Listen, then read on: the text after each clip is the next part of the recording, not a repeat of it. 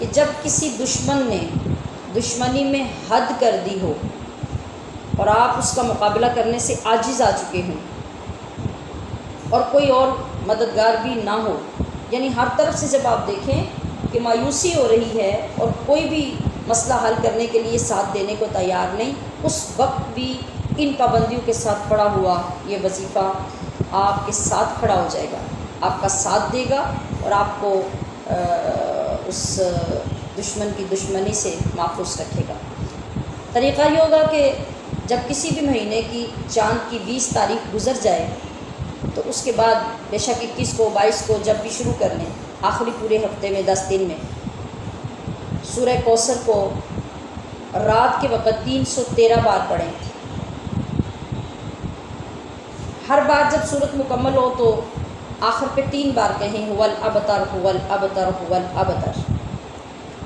اور جتنا ٹائم یہ پڑھتے رہیں دشمن کے لیے اپنے آپ میں غصہ پیدا کریں، اگریسو ہو کے بیٹھیں، اور اس طریقے سے جب آپ پڑھیں گے اور واقعی اگر آپ کا دشمن مجرم ہے اور وہ ناحق آپ سے دشمنی کر رہا ہے تو اللہ کریم آپ کے لیے مددگار پیدا فرما دے گا۔ لیکن اگر زیادتی آپ کی طرف سے ہوئی اور پھر بھی وظیفہ بھی آپ ہی کریں گے تو پھر اپنی بھی خیر منانے کی ضرورت ہوگی۔ ان چیزوں کا بھی خیال رکھنا ہے کہ اللہ کے ہاں 2 نمبر بندہ نہیں چل سکتا اور نہ ہی آپ اپنی نیت کو چھپا سکتے ہیں۔ اس کے بعد دوسرا وظیفہ اس کا یہ ہے کہ رات کے اندھیرے میں، اندھیرے کا مطلب ہے کہ جب آپ عشاء کی نماز پڑھ لیں اور اس کے بعد چاہے بستر پہ بیٹھ کر یا ویسے جائے نماز پہ،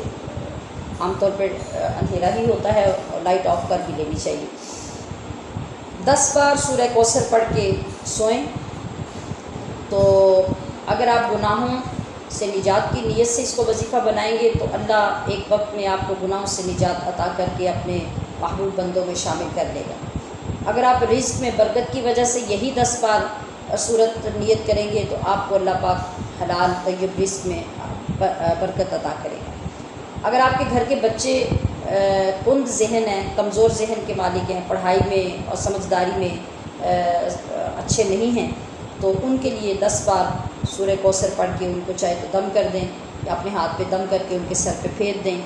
اور اسی طرح سے قبر کی تنگی اور قبر کی عذاب سے نجات کے لیے بھی 10 مرتبہ یہ سورت پڑھنا انتہائی نفع بخش ہے۔ اب اس کا طریقہ یہ ہے کہ آپ 10 ہی مرتبہ سورت پڑھیں، روزانہ رات کو مکمل وظیفہ بنا لیں اور ان ساری چیزوں کا تصور ذہن میں اکٹھا رکھ کے پڑھ لیں اور دعا کر لیں، اللہ پاک سب کے لیے برکت عطا کرے گا۔ اللہ پاک ہمیں صحیح معنوں میں اپنے پاک کلام سے مستفید ہونا نصیب کرے۔